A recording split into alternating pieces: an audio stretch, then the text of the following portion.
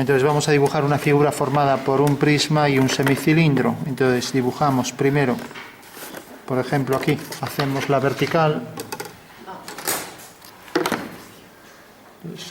Y ya tenemos la referencia para las líneas, ¿no? En esa vertical colocamos el cuadrado para el alzado.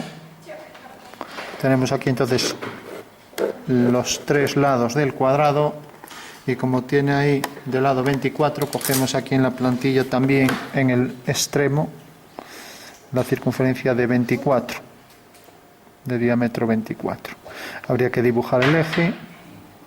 Entonces, bueno, parece que ese es el punto final. Aquí parece algo mayor de 24, pero bueno. Se supone que es tangente. Vale. Entonces marcamos ahí, haríamos por el punto medio la vertical. Entonces cogeríamos aquí el punto central y hacemos la línea meridiana de la figura. Parece que pasa por ahí. Bueno, recordad que cuando una pieza es simétrica siempre hay que marcar este eje y luego marcamos también el que corresponde a la circunferencia, ¿no? O sea, lo que es el centro de esa circunferencia. Vale. Entonces cogemos ahí, lo trazaríamos bien, con precisión. Hacemos aquí la línea. Bueno, ya tenemos el alzado de la figura y ahora la planta necesariamente debe estar alineada con esta, eso es obligado, y debe tener también la misma escala, ¿vale? O sea que es obligado poner aquí esto y también la misma escala.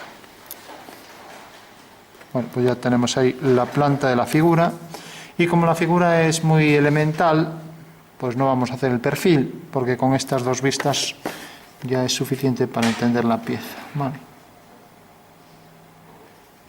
Bueno, por último, las cotas, pues acotamos siempre hasta, dejamos ahí un desfase de 1 milímetro, ponemos aquí 9, esto se convierte en línea continua, y ponemos aquí una cota en paralelo a la arista a distancia de 9 milímetros, dejando aquí 2 milímetros de desfase. Entonces podemos hacer una flecha o una línea 45. La flecha está llena de tinta. Y el número ponemos la medida del objeto real. Entendemos que es escala 1:1, ya que no nos dan el objeto. Y entonces aquí ponemos la medida, medimos y ya ponemos aquí, esto mide, como decíamos, 24. ¿Vale? Podemos ponerlo en milímetros, en centímetros, lo que queramos, pero nunca unidades, ¿vale? Entonces, hacemos aquí la distancia 8, ¿vale? Y aquí 2 milímetros, ¿de acuerdo? Y ahora dirigido hacia el centro, ojo al centro, que pase por el centro esta línea, una línea más o menos a unos 45 grados, ponemos aquí, cuando es de 180 o menos es radio, ¿no? Y como no ponemos esta línea, ponemos la letra R y ahora ponemos esta medida. Entonces tenemos esta altura y ahora necesitamos esta longitud, no sabemos que es un cuadrado. Si esto es un cuadrado, podríamos ya poner aquí, ya no hace falta acotar esto, pondríamos aquí el símbolo de cuadrado. Y si ponemos el símbolo de cuadrado ya no hace falta poner esto. ¿Por qué? Porque quiere decir que esto es igual que esto y entonces esto también lo tendremos, ¿no? Pero como no he puesto el símbolo, sí que debo poner el cuadrado, ¿vale? Y necesariamente pues será la mitad, ¿no? El radio 12, ¿vale? O sea que tenemos dos opciones, o bien poner aquí el símbolo de cuadrado y quitamos esto, o no poner el símbolo como yo y poner esto. Fijaros que si el arco va así, lo voy a poner aquí aparte, si hago esto y aquí tenemos el arco.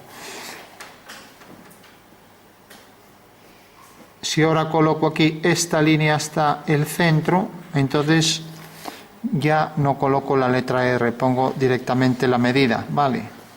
De acuerdo. Es la diferencia entre poner esta línea y no ponerla. Aquí, como ya indicamos que esto va al centro, y otra cuestión, no puedo poner esto de esta manera, así. La línea estaba dirigida al centro, o sea que si el centro está aquí no puedo hacerla así, por ejemplo, ¿vale? Esto estaría mal, ¿vale? Siempre dirigida al centro, ¿vale? Bueno, tenemos ya la planta y alzado. Mejor poner la línea de tierra, aunque tampoco es obligada, ¿no? Para saber que estamos en sistema diédrico, ¿vale? Bueno, y de esta figura podemos transformar ya, y hay que acotar ahora esto, es la que nos queda, dejamos ahí el desfase de 8 milímetros, y ahora, perdón, del desfase de 1 milímetro aquí, y ahora a distancia de 8 milímetros, o sea, de aquí a la cota 8, y si es muy pequeña y las dos flechas se juntan, pues lo que haremos será sacar las flechas fuera, ¿no? Recordad que las flechas tienen una abertura de 15 grados y que están llenas de tinta. Entonces ahora pongo aquí la medida, pues la que sea. Pongo aquí, esto es 7. Vale. También que las líneas en vertical están dispuestas para leer el papel girándolo 180, ¿vale? Perdón, 180, 90 grados, no sé cómo estoy hoy. Giramos esto 90 y ahí lo tenemos, ¿vale? Bueno, tenemos entonces la planta y alzado, lo convertimos en militar simplemente desplazando esto, y se acabó. Eso quiere decir que debo coger esta figura, en militar, en caballera, no sé qué he comido hoy. A ver, vamos, el 24. Entonces, fijaros que tenemos esto aquí, pues lo único es repetir esto desplazado. Entonces tenemos el arco, aunque parece mayor de 24, lo desplazamos. Si no nos dicen la dirección, cogemos la que queramos, ¿no? La voy a colocar, por ejemplo, hacia aquí. Entonces, esto será discontinuo hasta el momento en que tengamos la tangente, ¿vale? Entonces, hago aquí el arco de 40 y aquí ya tengo debajo el rectángulo, ¿vale? Y ahora vamos a coger los datos a posteriori, o sea que es en realidad una restitución, ¿no? Entonces, esto viene por aquí discontinuo, no es visible, por eso aparece oculto. Vaya, ahora ahí no me cuadra. Bueno, pues tenemos este arco, tenemos esta línea y tenemos aquí la tangente, ¿vale? Y esto debe ser perfectamente tangente a este arco. Bueno, tenemos también este discontinua. Bueno, cosas que están prohibidas hacer, pues esto, por ejemplo, fijaros que la discontinua ahí en la esquina sale de ese punto, no se puede hacer esto, dejar ahí el hueco así, ¿vale? O sea, esto está prohibido, ¿vale? De acuerdo, eso por un lado. Luego hacemos aquí la tangente que es continua y estas líneas tampoco se marcan. Entonces, si las utilizáis para dibujarlas, luego las tenéis que quitar, porque aunque sean dos superficies distintas, esto es un semicilindro y esto es un prisma, esta línea, como la superficie es tangente, esta línea de unión entre ambas no existe, no se puede marcar, ¿vale? Se marcaría si fuera secante, o sea, si fuera un arco que corta la figura. Entonces, en este caso sí que se marca, porque hay una línea de intersección, ¿vale? Que es esta. Pero en este caso, al ser tangente, no se marca. Bueno, pues tenemos ya la perspectiva caballera, ¿vale? Entonces, como esto mide 7 y esto aquí mide 4, pues la reducción sobre el eje Y, voy a ponerlo aquí, Y', recordad que se pone prima porque es el único que realmente está en el espacio, ya que este puede estar en el plano, coincide o es paralelo. Entonces XZ, entonces decía, la reducción sobre el eje Y' es igual a 4 partido por 7, ¿vale? O sea, la medida de este objeto que pongo en el dibujo dividido entre esto, 4 séptimos, ¿vale? Hombre, yo lo normal es que dé una reducción de 1/2, ¿no? Pero bueno, ya sabéis, si es 3/4 es coger 3 partes de 4.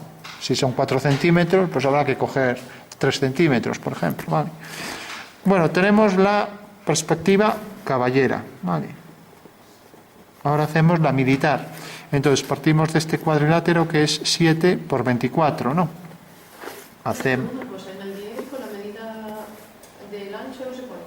¿Esta? No, Esto. sí. No, porque fíjate que aquí tienes el radio. El radio Ah, bueno, es este radio más este que ya... No se ponen medidas de más. Hombre, si dibujamos un carburador y tiene cientos de líneas, es normal que alguna sobre, pero que falte nunca debe pasar, si no, no se puede construir, ¿no? Bueno, tenemos ya planta y alzado, tenemos la caballera, la militar, partimos de este cuadrilátero, entonces dibujamos el rectángulo, le damos la misma anchura, a ver, ahí ya hice la línea continua, lo voy a dibujar que se vea pues el cuadrilátero con la misma anchura aquí, esto es continuo, esto será discontinuo, y ahora aquí dibujo el objeto, por detrás no se ve, discontinuo. Bueno, pues ya tenemos la base de la figura, la he girado, me pueden decir cuánto vale este ángulo, o puedo no darlo, y luego la reducción, la altura, pues si cojo la mitad será reducción 1/2, pues ya voy a coger 1/2, ¿vale? Entonces en vez de cogerlo entero, pues cojo aquí la mitad. Bueno, entonces llega hasta la mitad, llega aquí hasta la mitad, líneas verticales hasta la mitad y hasta la mitad. Bueno, ¿qué pasa? Que ahora el cuadrilátero este, y lo voy a hacer a lápiz, sí que puedo coger entero para hacer el cuadrilátero que inscribe a la circunferencia, que se proyectará según una elipse, ¿no?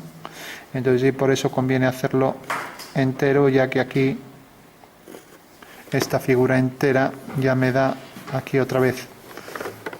Esta figura es una extrusión de la base, la cara superior es la extrusión de la base con líneas paralelas. Y ahora aquí esto me sirve para, si yo dibujo esto con precisión, pues puedo dibujar también la elipse aquí con precisión. Bueno, la semielipse, ¿vale? Ya que dibujo aquí el rectángulo. Bueno, pues fijaros, estos son rectángulos, está en verdadera forma, esto es de 90 grados, y ahora lo que tengo que hacer aquí es una línea en vertical y dibujar aquí el arco elíptico, ¿vale? El arco elíptico que sale tangente de ese punto y aquí también. Y lo mismo por el otro lado. O sea que será un arco que guarda equidistancia en todos estos puntos, ¿no? Y aquí la elipse, o sea que serán dos semielipses idénticas con la tangente común. Vemos si hay aquí una elipse que se adecue a esta. Parece que esta es poco excéntrica. A ver, una de estas. Esta es algo excéntrica además. Bueno, pues nos quedamos con la elipse. A ver, esta parece que se adecua más. Esta que tenemos aquí. Esta sí que ya sería adecuada, ¿no? No, también sigue siendo menos excéntrica, ¿no? Vale. Bueno, pues aquí esta elipse tampoco serviría mucho, ¿no? Vamos a ver. Aquí aparte de ello que como no hemos puesto los diámetros conjugados, pero podríamos calcularlos también. Bueno, vamos a coger esta que se le parece bastante, o incluso una más pequeña así. No.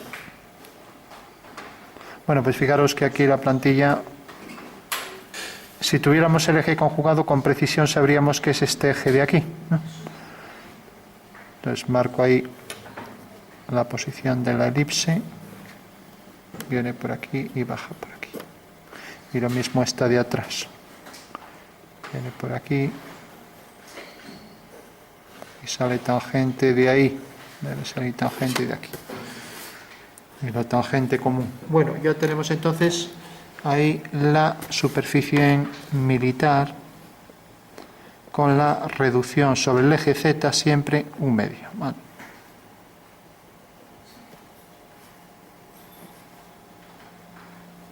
Bueno, ya tenemos dos perspectivas, la caballera, la militar, ¿no? Ahora hacemos la sonométrica rápidamente, ¿no? Entonces, como no nos dicen el ángulo, pues hacemos rápidamente aquí los ejes y ya tenemos la sonométrica isométrica, ¿vale? Completamos los ejes, un eje, otro eje, recordamos que son ángulos a 120 y el tercer eje, ¿no?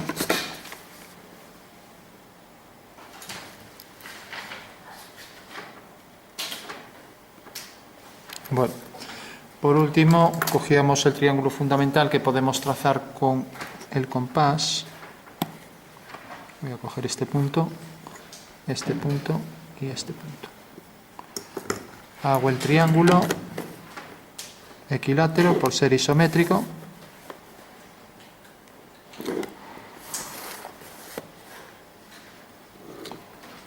Bueno, por último puedo abatir las caras, entonces tendré el abatimiento de esta cara del triedro, cae aquí, chao.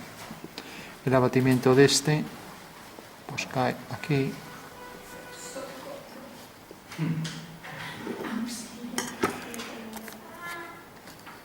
Bueno, de esta manera ya tengo las caras del triedro abatidas. Bueno, pues ya solo necesito colocar las dos vistas de la figura y de esta manera tendré ya la perspectiva, ¿vale? Bueno, o sea que tenemos ya el triedro con sus dos caras triangulares abatidas.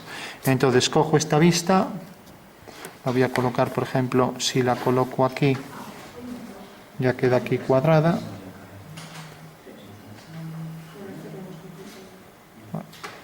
Si la coloco aquí, pues bueno, tendría que abatir esto mejor. Bueno, la voy a colocar mejor aquí, así. Entonces tengo aquí esta vista.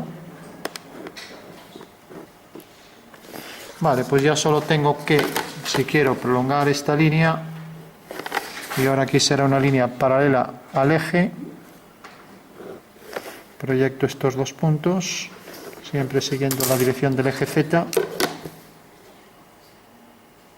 Sigo la dirección del eje Z por un lado y por el otro, y tengo que esta línea será paralela a este eje.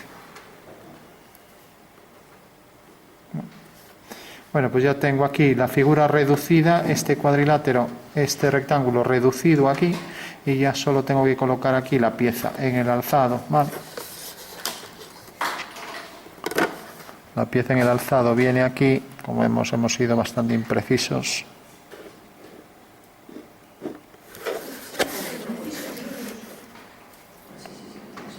Debe venir por aquí, ¿vale? Y luego la semicircunferencia 24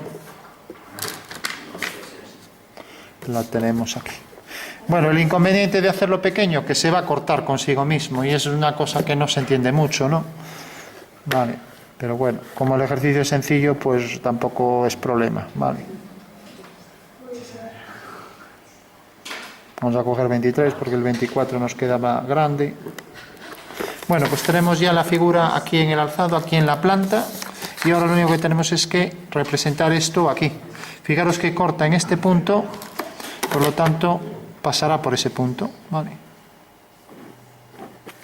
Y entonces la perspectiva de este punto será este, ¿vale? La perspectiva de este punto será haciendo una paralela al eje Y', hago la paralela, corta aquí, y este punto y este quedarán los dos a igual distancia respecto a este eje, ¿vale? O sea que sigo aquí esta dirección y ya tengo el cuadrado en perspectiva, que saldrá un rombo, ¿no? Como se está solapando, pues, no se entiende muy bien, ¿no? Pero lo ideal es que estuviera fuera, ¿no? Vale, pero bueno, el procedimiento es el mismo. Por último, cojo aquí en el punto medio, levanto una vertical, ¿vale? Y ahora, para que no salga lioso, pues lo que puedo es desplazar esto y volver a dibujarlo. Pero, bueno, entonces hago aquí la vertical. Esto será otro rombo que tiene la misma medida que esta aquí, ¿vale? Con lo cual ya puedo coger ahí la plantilla de elipses. Una elipse que tenga este diámetro conjugado, ¿vale? Entonces, vengo aquí y la que tiene este diámetro parece que es esta. Fijaros que me marca ahí ya los ejes, ¿no? Me marca este eje. Queda un poco pequeña, casi es mejor esta, porque hay que tener en cuenta el grosor del bolígrafo. Vale. Bueno, pues es esta, y para que quede más claro marcamos la posición de los ejes. A ver.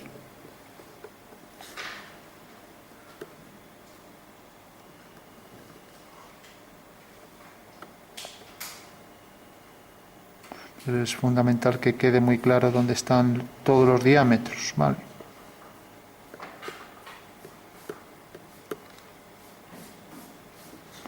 Bueno, pues cojo ahí ese diámetro y ya tengo ahí la perspectiva de la figura.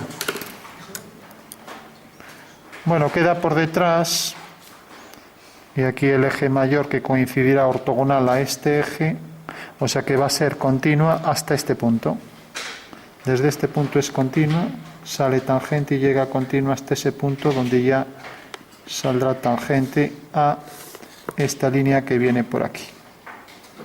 O sea que esta línea y esta serán tal que debo coger otra vez aquí el romboide. Esta línea quedará perfectamente alineado y esto quedará aquí alineado, ¿no? Entonces tenemos el prisma más, a ver que nos acercamos, el prisma más otra vez la misma elipse, ¿no? Entonces fijaros que viene por aquí y ahora a partir de aquí esto es discontinuo, no se vería por detrás, ¿vale? Y lo mismo aquí, aquí ya tenemos que es todo continuo. Fijaros aquí que este es el eje conjugado y este eje debe ser vertical, paralelo al vertical, ¿lo veis, no? Por eso digo yo, para hacer estos ejercicios es fundamental tener la plantilla, si no, pues tenemos ahí sale tangente y ahora esta curva que era tangente según la dirección del eje y prima, ¿vale? Y por detrás discontinua, por aquí discontinuo, por detrás, por aquí continuo.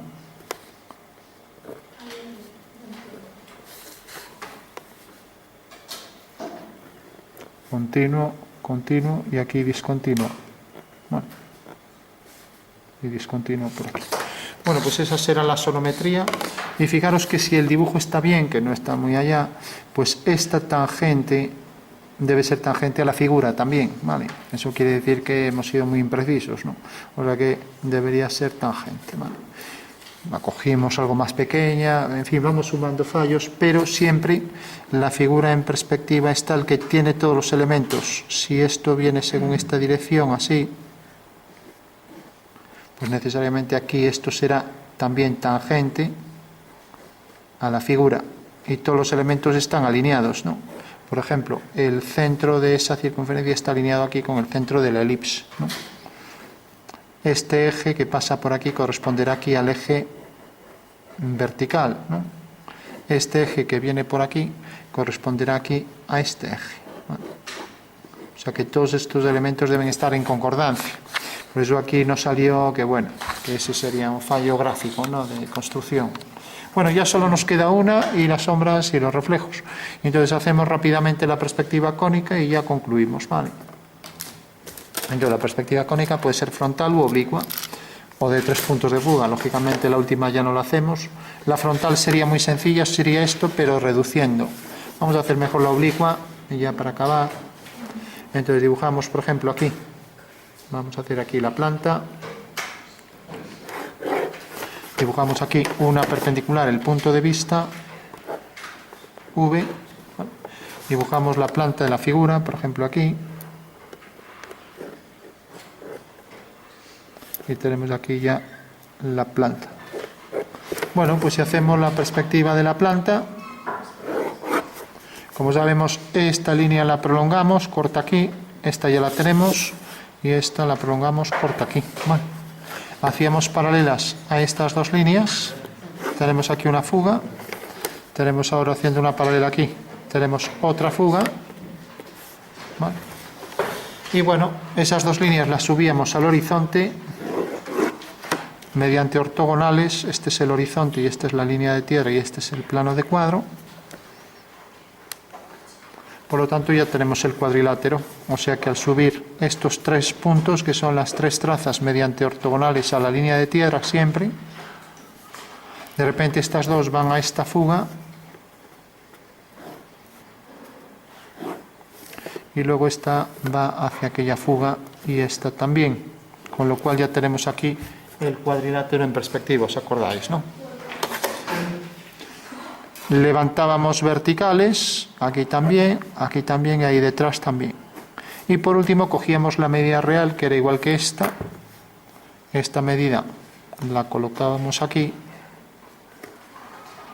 y ya teníamos entonces la figura del prisma, ¿vale?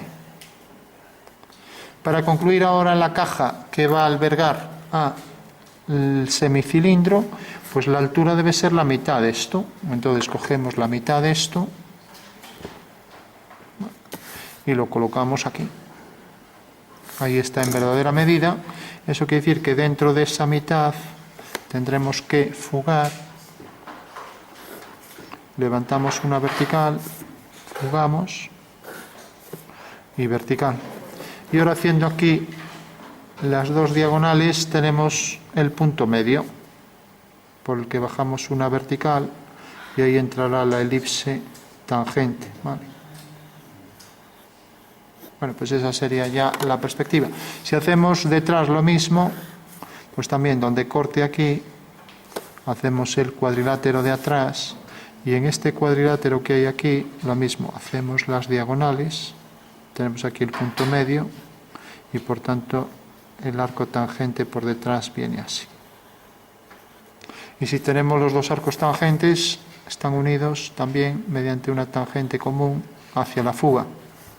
Bueno, y esa sería la solución al ejercicio. Bueno, o sea que hacemos aquí este arco, esto ya hay que hacerlo a mano porque la elipse es tangente ahí en ese punto y baja por aquí en vertical, y lo mismo aquí.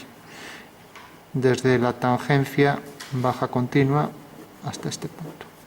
Por aquí todo discontinuo, aquí continuo y por aquí discontinuo.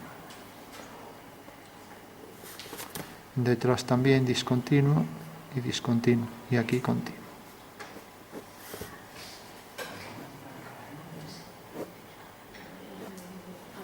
Bueno, perspectiva cónica oblicua de aquí debería abrirse un poco más, pero bueno, vamos a hacerlo aunque sea así por encima. Bueno, pues esos son los dos arcos que están en perspectiva y esa es la figura. Si queremos hacemos el centro por aquí y lo cogemos de aquí y lo proyectamos hacia allá y lo subimos por aquí.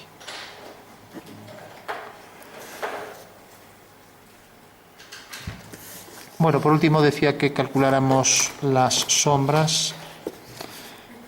Entonces, si queremos, hacemos la sombra del prisma. Entonces, lo voy a hacer aquí mismo ya en planta o lo podemos hacer en una perspectiva, ¿no? Entonces, dibujo esta dirección. Y voy a hacer que la sombra, pues por ejemplo, caiga aquí. Entonces, bajo este punto, la sombra del rectángulo es esta.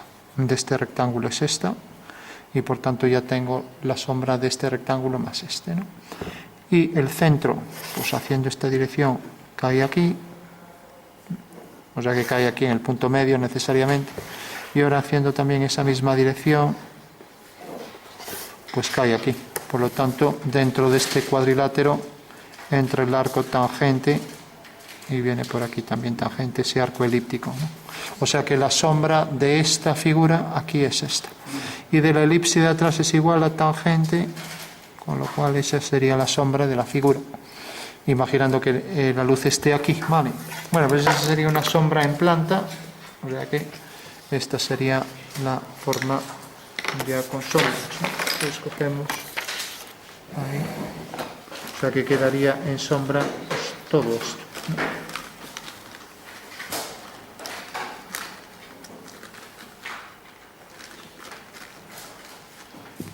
Esto es lo que quedaría todo en sombra. Todo por aquí, por aquí. Este sería la sombra que proyecta sobre el suelo. Vale. Mientras que en el alzado todo quedaría en sombra, ¿vale? Entonces, como no solemos hacerlo en sistema diédrico la sombra, siempre lo hacemos en una perspectiva. Vamos a verlo aquí arriba y ya está. Y ya concluimos, que sería la última parte del ejercicio. Bueno, tenemos la figura en sombra, planta y su sombra proyectada. Bueno, pues hacemos lo mismo aquí. Entonces, hacemos, por ejemplo, la dirección esta. Este punto que caiga aquí, eso quiere decir que la sombra del cuadrilátero, de este cuadrilátero, es esta. Esto seguirá la misma dirección y esto también. Entonces ya tenemos la sombra, esto será paralelo a esto. Es la sombra de esta línea aquí. Y ahora hacemos lo mismo, este centro quedará aquí en el punto este y como el rayo sigue esta dirección, aquí seguirá la misma dirección hasta que corte a esta línea, o sea, a esta línea aquí. Eso quiere decir que en este punto debemos hacer el rectángulo. Haremos el rectángulo hasta aquí. Esto debe quedar un romboide igual al otro. Y esto que hacemos en esta cara lo haremos en la cara de atrás, con lo cual hago aquí el arco tangente, el arco elíptico, y en la cara de atrás exactamente igual, como si esto proyectáramos este rectángulo aquí, hago aquí esta otra cara de atrás, y hago aquí la tangente común, que será paralela a esta. Con lo cual ya tenemos ahí la sombra al completo de la figura. La tangente. Bueno, pues esa sería la sombra en el suelo, que ya la marco. Y ahora, ojo, ¿dónde termina aquí la sombra? Esa es la pregunta más compleja. ¿Dónde empieza la zona de sombra aquí? No sé si a alguien se le ocurre cómo calcular eso.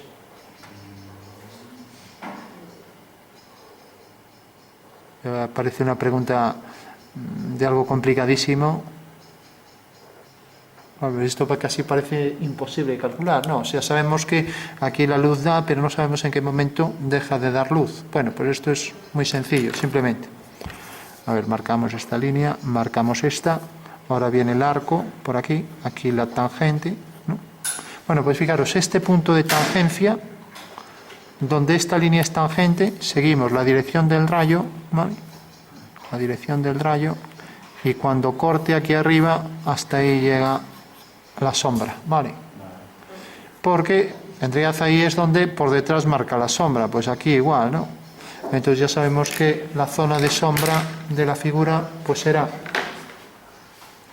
esta es la figura con sombra por detrás, hecha ya en perspectiva militar, ¿vale? Y la sombra llega hasta aquí, o sea que entra un poco por el cilindro y viene hasta aquí. Bueno, matemáticamente. Otra cosa es que luego pues hubiera ahí pues más o menos luz, sombra, según nos acercamos hacia el borde, pues aquí tendría pues un poco más de sombra, etcétera. Pero bueno, matemáticamente ya sabemos que esta es la línea separatriz, línea de separación de luz y sombra, ¿vale? Pues para hacer un poco el efecto de que esto realmente también tendría algo de sombra por aquí, pues podemos fundir un poco por aquí. Vale. Y hacer más oscuro, pues ya a partir de esa línea, pues por aquí. Y lo mismo por ahí detrás, ¿no? Vamos a darle también aquí con un poco de rojo. Y con esto, el rojo era un poco fuerte, era mejor darle con naranja, pero bueno. Pues tenemos a partir de esta línea es cuando empieza ahí el oscuro, ¿no?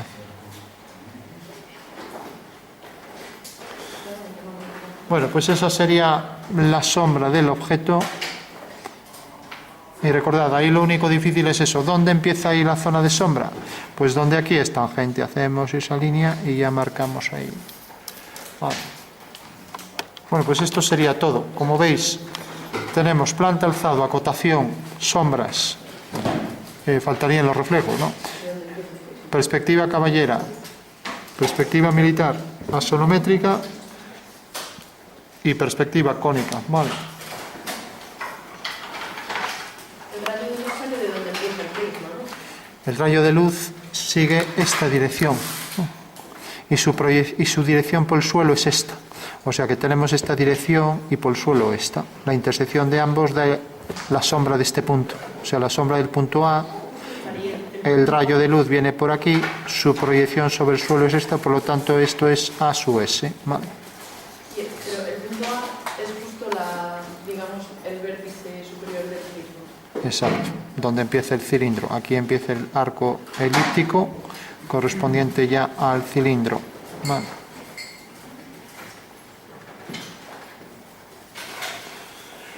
Bueno.